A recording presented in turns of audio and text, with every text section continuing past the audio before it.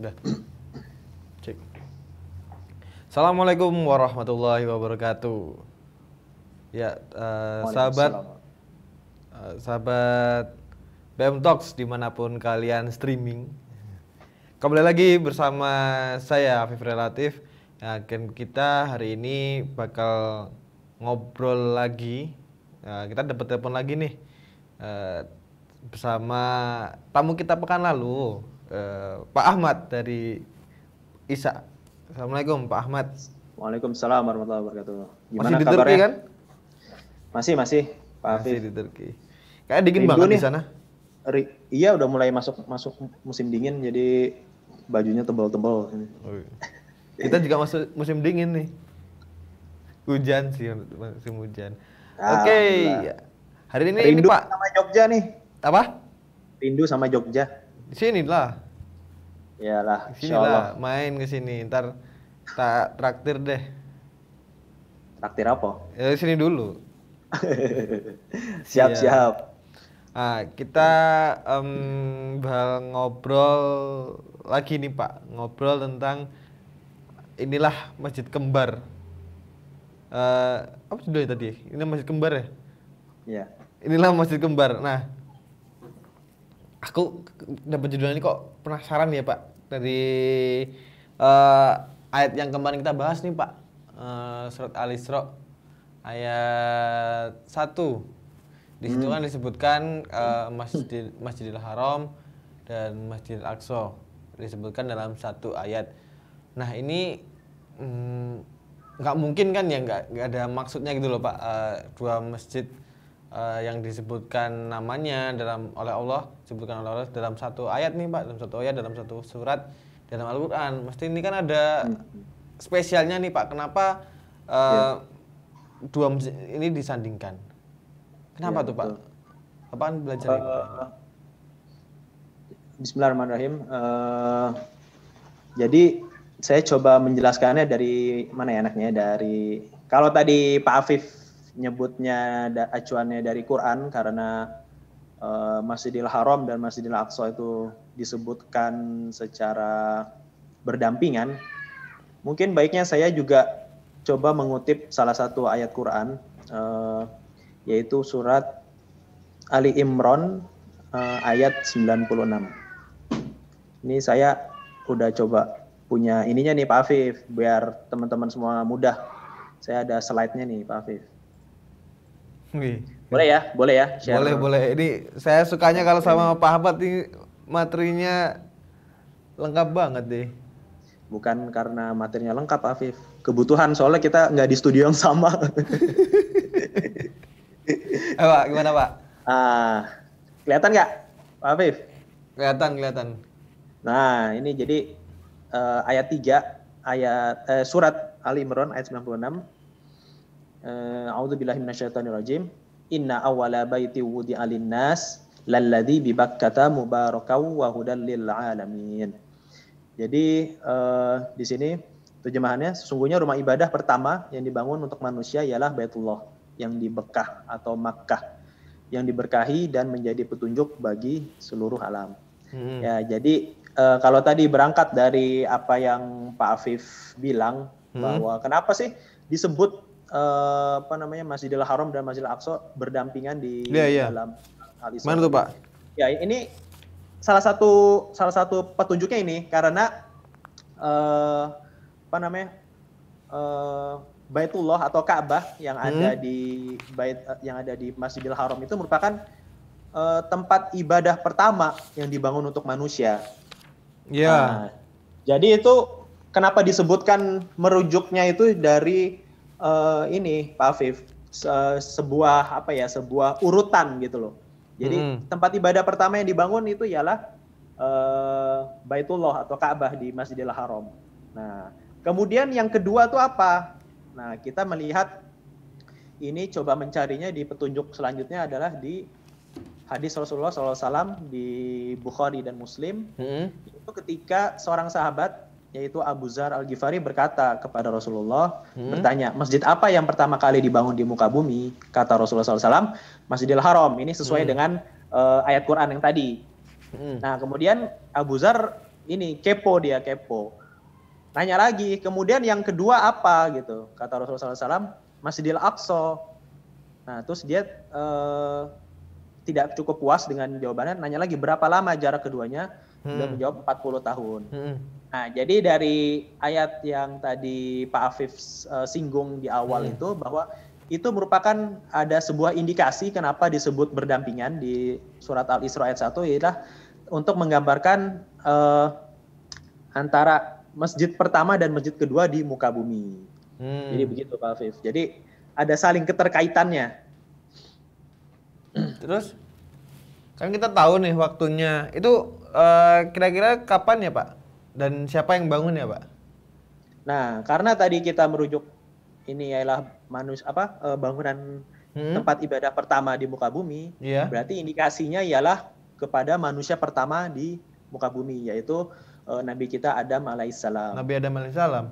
Nah, kemudian kalau merujuk hadis ini berarti Nabi Adam setelah membangun Masjidil Haram atau Ka'bah, membangun fondasinya, kemudian dia bergerak ke arah Baitul Maqdis untuk membangun Baitul Maqdis. Oh.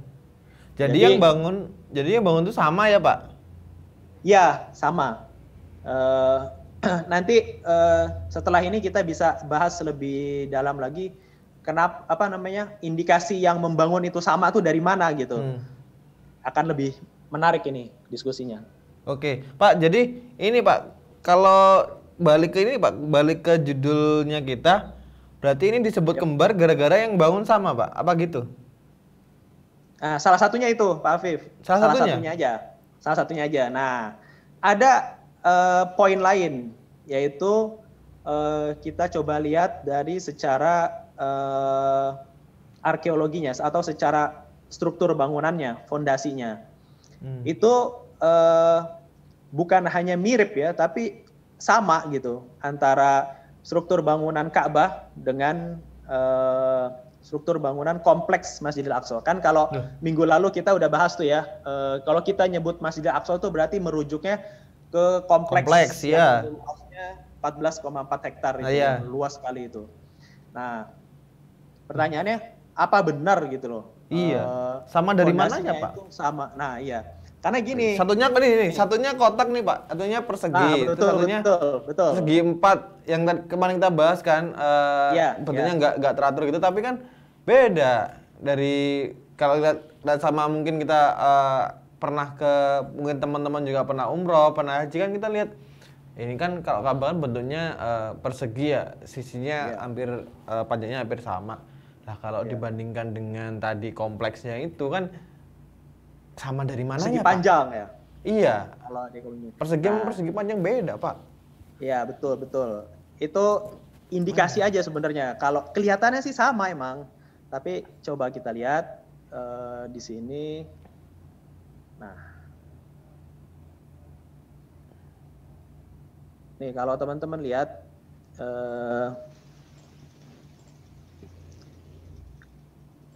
apa yang kira-kira bisa dilihat dari foto ini, Pak Afif? Pak Afif bisa lihat apa nih kalau dari sini? Kalau dari situ, iya ya. Apa yang bisa diambil? Ada Masjidil Haram, terus kemudian para jamaah lagi tawaf. Di mengelilingi Ka'bah. Tapi kalau dilihat-lihat dari atas itu nggak persegi banget ya Pak. Itu ada. Nah itu kan. Ini saya kemarin kebetulan nih Pak Afif lagi iseng-iseng lihat googling gitu, tiba-tiba dapat kok ini ada yang ngambil foto Ka'bah ini dengan sudut yang langka gitu dari atas. Mungkin kayaknya sih pakai drone ini kayaknya ya. Iya.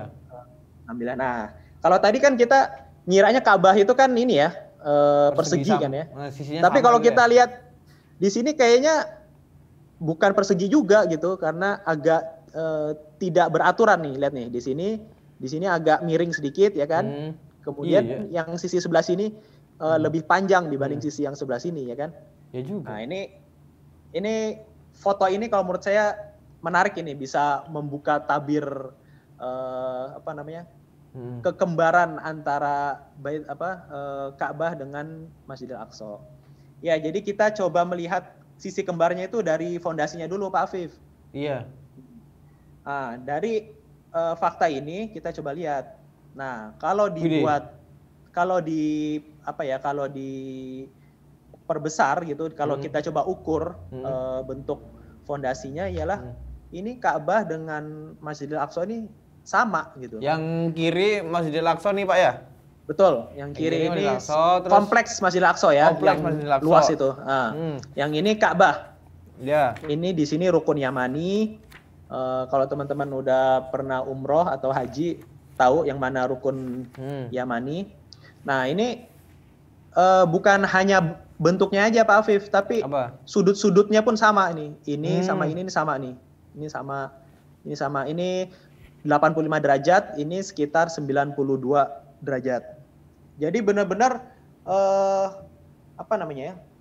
Hubungannya itu kuat sekali Pak Afif. Yang satu ini tadi bangunan pertama, bangunan ibadah pertama, yang ini bangunan ibadah kedua. Nah, kemudian kalau kita lihat secara fondasi juga mirip gitu. Sama bentuknya seperti segi empat tapi tidak beraturan gitu. Nah, ini indikasi yang kuat sekali bahwa ada hubungan yang erat antara masjid kita, Masjidil Aqsa dengan Ka'bah, apa namanya? Jadi kita bisa itu ya Pak, bisa kita daftar kesamaan nih kenapa dibilang kembar tadi. Yang pertama yang bikin sama. Betul. Nabi Adam alaihissalam. Kemudian waktunya juga hampir sama. Selisih. Betul, hanya berjarak 40 tahun. 40 tahun kalau dibanding dengan umurnya Nabi Adam kan cuma. Oh iya, jauh sekali ya. Berapa harinya kita kan Pak mungkin ya Pak ya? Iya betul Pak Afif. Terus ini yang menarik nih Pak. Ini ada perbandingan nih teman-teman. Jadi antara yang kiri kompleks Masjid Al-Aqsa dengan yang kanan adalah Ka'bah itu sebangun ya Pak ya. Sudut-sudutnya sama, kemudian sisi-sisi yang mengapit sudutnya itu kalau kita bandingkan sebanding nih. Misalkan sisi B ke D antara Ka'bah dengan Al-Aqsa itu sama dibanding dengan misalkan A ke C-nya Ka'bah dan Al-Aqsa. Ini tapi ada perbedaan Pak yang paling mendasar Pak Afif. Kalau tadi kita udah Pak Afif menyebutkan persamaannya, ini perbedaannya ada. Yang satu Ka'bah ini kecil sekali, tidak terlalu besar, sementara Masjidil Aqsa ini besar sekali kompleksnya ya kan. Yang seperti kita sudah bahas kemarin, Pak? Kita minggu lalu 20 kali lapangan bola Pak Afif. Iya. Capek. Kita kan kalau main lapangan bola di dekat rumah kita tuh paling berapa kan ya? Kalau kita bayangkan ya, kita bayangkan 20 kalinya ya itulah luasnya Masjidil Aqsa. Nah, itu tadi persamaan. Kalau perbedaannya ini yang satu ukurannya kecil, yang satu ukurannya besar. Nah, tapi dari situ kita juga bisa mengambil sebuah indikasi juga Pak Afif. Kenapa Pak? Karena dalam dunia arsitektur itu kan kalau membuat sebuah bangunan kan kita perlu contoh ya kan? Perlu contoh, perlu model, perlu maket. Maket istilahnya. Iya, maket. Nah, kalau tadi Masjidil Aqsa ini dibangun yang kedua, sementara Ka'bah ini yang pertama, berarti yang dijadikan maket itu yang mana? Pasti yang pertama lebih kecil kan? Nah, iya benar. Nah, jadi ini memenuhi persyaratan dalam dunia pembangunan sebuah bangunan gitu Pak Afif. Jadi si pembuatnya itu merujuk ke bangunan pertama gitu loh. Jadi ini lagi-lagi kita ada hubungan eratnya gitu Pak Afif. Jadi bangunan Masjidil Aqsa ini karena dibangun yang kedua, dia bentuknya itu merujuk ke bangunan yang pertama, yaitu Ka'bah di Masjidil Haram. Oh jadi, gitu. Ini sangat menarik sekali Pak Afif bahwa ini salah satu buktinya. Ini merupakan masjid kembar, masjid umat Islam dan juga masjid kembar.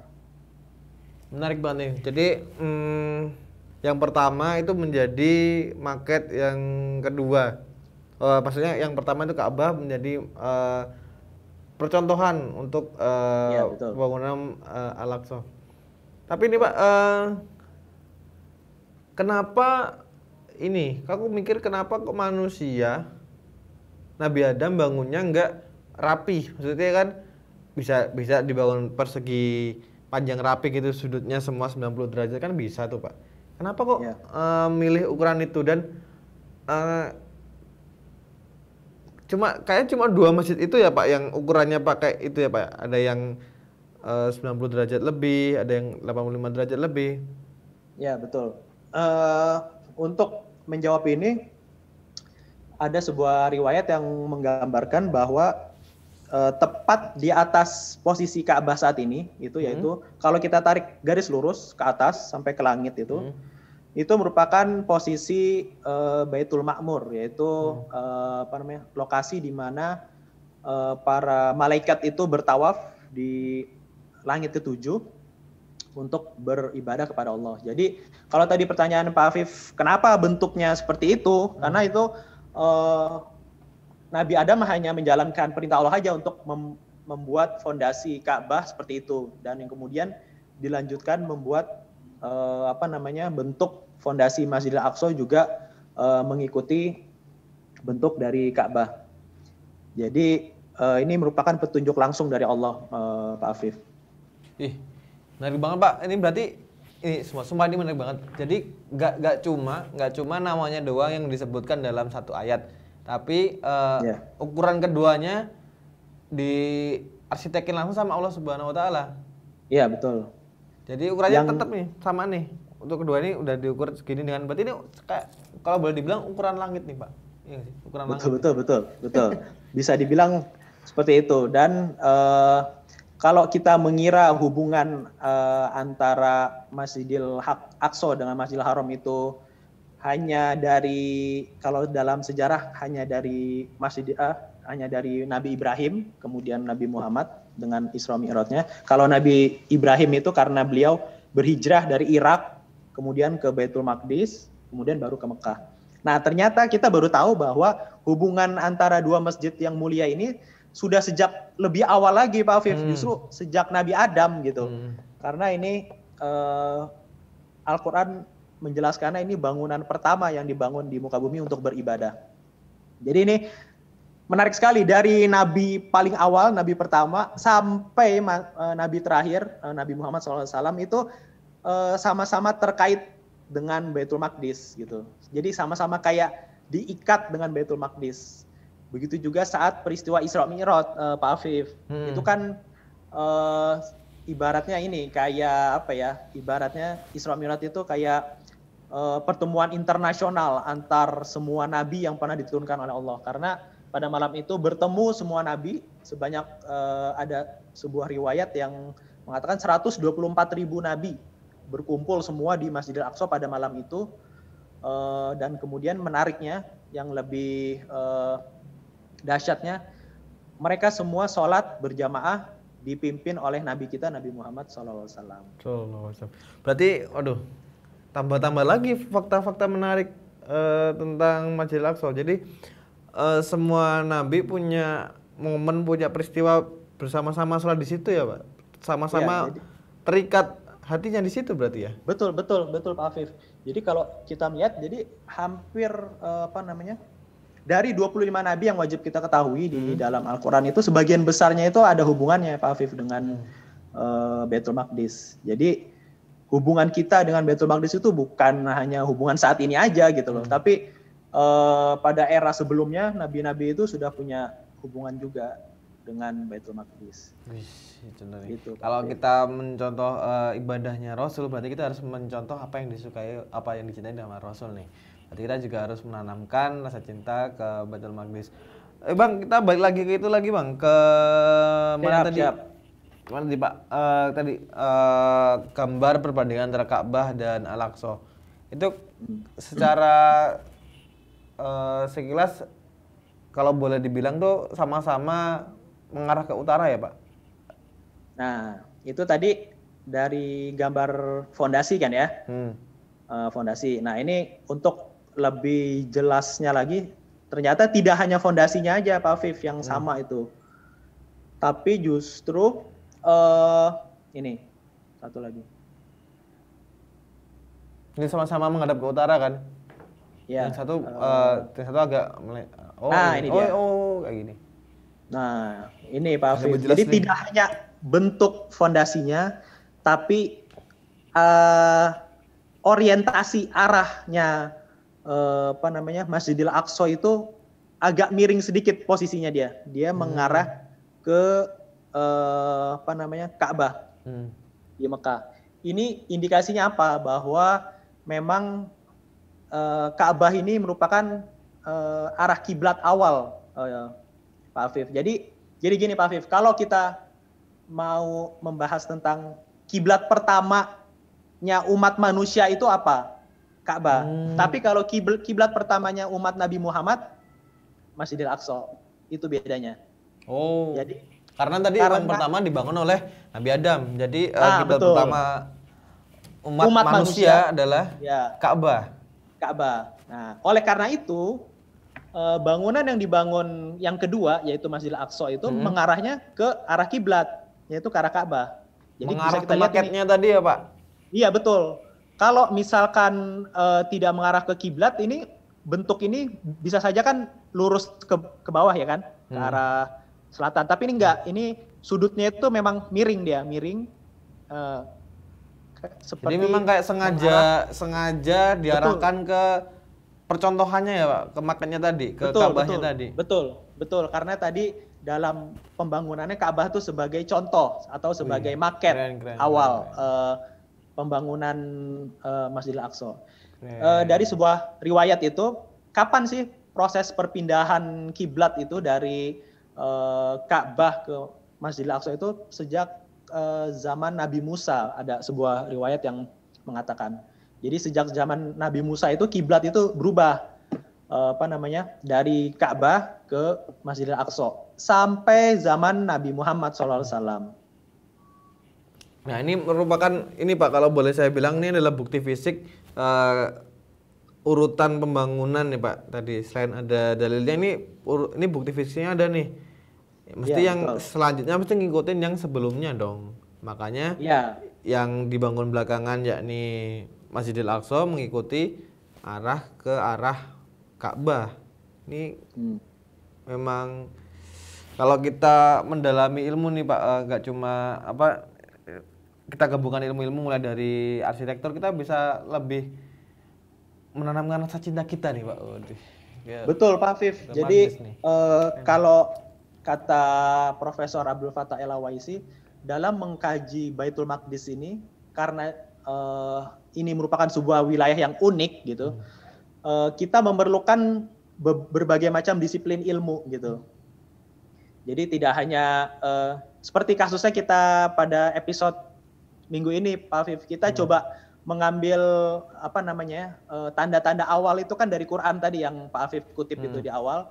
Kenapa sih kok Baitul Maqdis disebut Masjidil Aqsa disebut dengan Masjidil Haram dalam satu ayat. Nah, dari situ kan kita mulai terpancing kan, kenapa gitu. Nah, kalau kata Profesor Abdul Fattah El-Awaisi, kita memerlukan disiplin ilmu lain untuk coba menjelaskan apa yang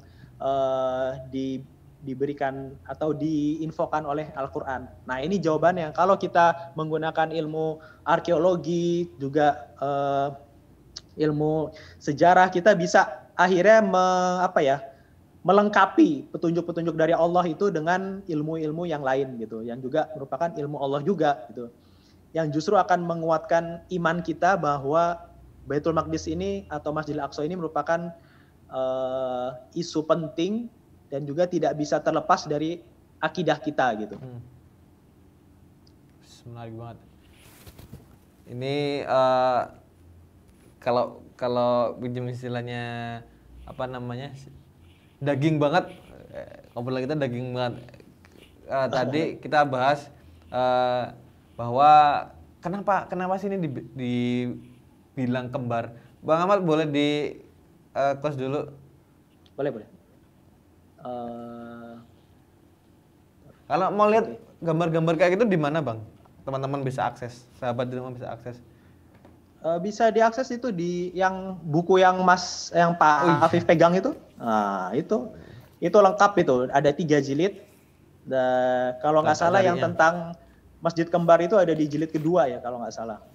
Nih. Itu dibahas detail tentang apa namanya ukuran-ukurannya dari mulai sudutnya, panjangnya, yang tadi apa namanya yang kita sempat singgung.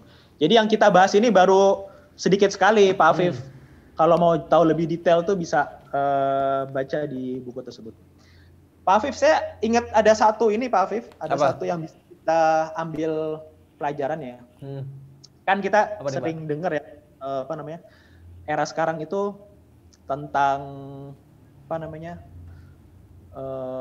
kaum Yahudi itu mengaku-ngaku bahwa itu merupakan kuilnya mereka gitu, Masjid Al-Aqsa mereka. Nah, dari apa yang kita bahas pada episode kali ini, dari yang tadi itu, yang tadi saya gambar terakhir itu, yang dimana Masjidil Aqsa itu mengarah ke Ka'bah, itu sebenarnya bisa membantah klaimnya mereka gitu, bahwa itu merupakan apa namanya kuilnya mereka. Dari mana kita bisa membantah? Gini, Yahudi itu kan baru ada itu kan sekitar pada masanya Nabi Musa ya, kan Bani Israel itu kan Nabi Musa. Nah, sementara bangunan Masjidil Aqsa ini pada zaman sebelumnya jauh sebelumnya pada zaman Nabi Adam. Nah, bagaimana bisa kalau itu mereka aku sebagai apa namanya istana apa namanya kuilnya mereka ya, kuil ya, bahasanya kuil ya, bahasa kuil mereka. Apa hubungannya kuil itu kalau mereka mengaku Masjidil Aqsa itu kuil mereka dengan arah yang tadi itu mengarah ke kiblat, mengarah ke Ka'bah, ya kan? Kan nggak ada hubungannya itu antara ajarannya Yahudi itu dengan Ka'bah itu, ya kan?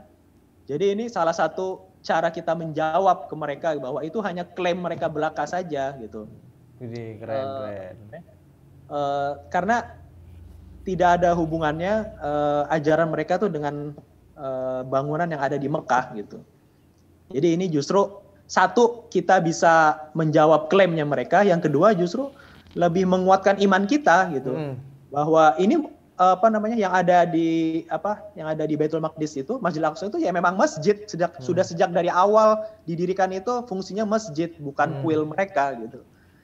Jadi ini pentingnya sebuah pengetahuan Pak Afif kalau menurut saya. Kita bisa membahas masalah itu menjadi sebuah masalah bisa kita jawab dengan jelas dan terang gitu. Baik, menarik sekali Pak Ahmad. Jadi gini, dengan pengetahuan ini Pak, dengan pengetahuan dan ilmu pengetahuan kita bisa membantah dengan keren apa yang dituduhkan oleh ilmuwan Yahudi ya Pak ya. Betul. Dan meluruskan pemahaman sebenarnya yang kembalikan kepada Al-Quran dan Al-Hadis. Dan ini menjadi pengingat buat kita semua, bagi teman-teman yang mungkin diberi kesempatan untuk belajar lebih lanjut. Ayo kita butuh teman-teman tadi bisa lewat arkeologi, bisa lewat arsitektur, bisa lewat geografi untuk meneliti, menggali fakta-fakta mengenai Baitul Maqdis ini. Jadi ini tuh bukan cuma gerakan satu bidang ilmu aja ya Pak ya. Dari berbagai lintas disiplin kita sinergikan bersama untuk meluruskan kembali pemahaman tentang Baitul Maqdis ini ya Pak ya. Betul.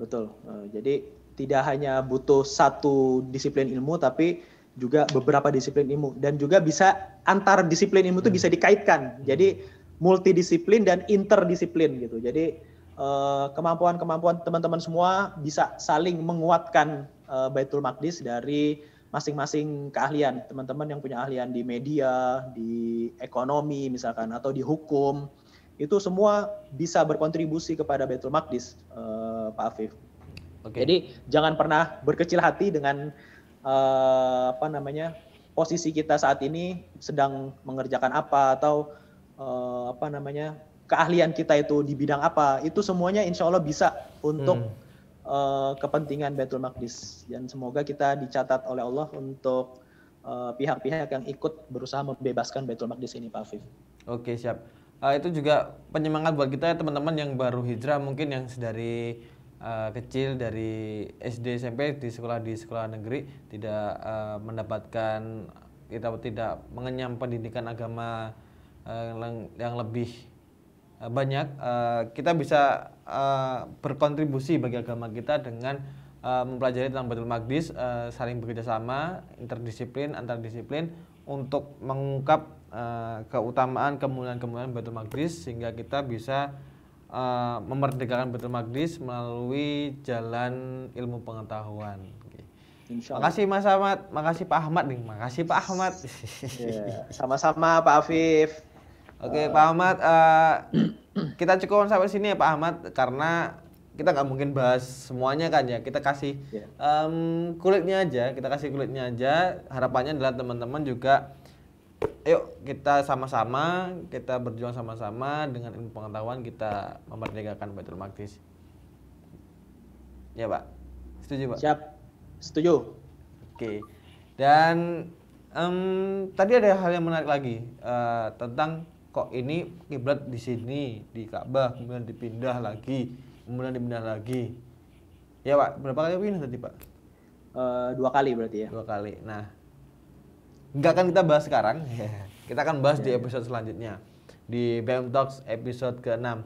Kita cukupkan BM Talks episode ke-5. Makasih Pak Ahmad. Sama-sama Pak Afif. Bersama kita selama setengah jam video call dari Turki. Ditunggu di Jogja. Siap. Rindu makan gudeg, makan apa lagi? Bapia. Siap. Nanti kalau ke Jogja kita kasih sarapan, makan siang, makan malam gudeg. Wow. Luar biasa. Pulang-pulang gemuk nanti. Oke. Makasih Pak Ahmad atas waktunya, makasih sahabat. Terima kasih juga jazakumullah khairan katsiran. Terima kasih banyak. Makasih sahabat BM Talks sekalian yang streaming dimanapun Anda berada. Kita jumpa di BM Talks episode selanjutnya. Oke, assalamualaikum warahmatullahi wabarakatuh. Waalaikumsalam warahmatullahi wabarakatuh.